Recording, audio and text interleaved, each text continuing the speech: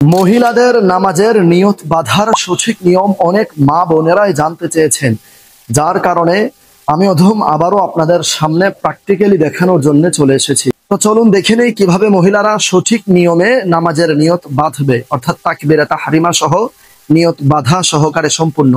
সবার প্রথমে আপনি পশ্চিমমুখী কিবলামুখী হয়ে জায়নামাজে দাঁড়িয়ে এরপর আপনি জায়নামাজের দোয়া পড়ে নিয়ে যেই নামাজ আদায় করবেন সেই নামাজের নিয়ত পড়ে সবশেষে যখন আল্লাহু আকবার বলে তাকবীরে তাহরিমা বলবেন, তাকবীরে তাহরিমা করার সময় সাথে সাথে আপনার আঙ্গুলের পেঁচগুলো পশ্চিম মুখা করে হাতটি একদম কাঁধ পর্যন্ত উঠিয়ে, এই যে এভাবে এতটুক কাঁধ পর্যন্ত উঠিয়ে কিংবা একটু উপরে অথবা একটু নিচে হলেও সমস্যা নেই, অন্তত পক্ষে এইটুক যেন হয়।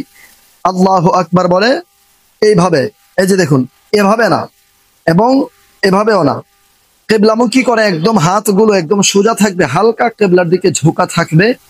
আল্লাহু আকবার বলে বাম হাত আগে তারপর ডান হাত, এই যে দেখুন বাম হাত এরপর ডান হাত।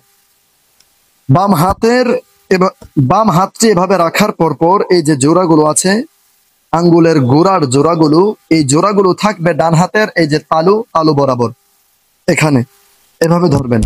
এটি হচ্ছে মহিলাদের নামাজের নিয়ত বাঁধার সঠিক নিয়ম। এই যে আমি আবারও দেখাচ্ছি, খেয়াল করুন, আল্লাহু আকবার।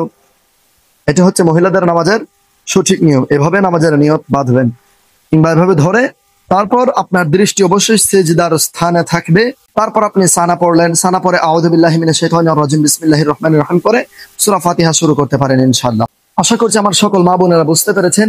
এরকম গুরুত্বপূর্ণ মাসলা মাসাইল এবং দোয়া দরুদ জানতে আমাদের ইউটিউব চ্যানেল এবং ফেসবুক পেজ ও টিকটক আইডি ফলো দিয়ে আমাদের সাথে থাকুন। আর সাওয়াবের নিয়তে অন্য ভাই বোনদেরকে শেখানোর জানানোর নিয়তে আজকের এই ভিডিওটি প্রচুর পরিমাণে শেয়ার করে সারা বিশ্বে ছড়িয়ে দিন। আসসালামু আলাইকুম ওয়া রাহমাতুল্লাহ।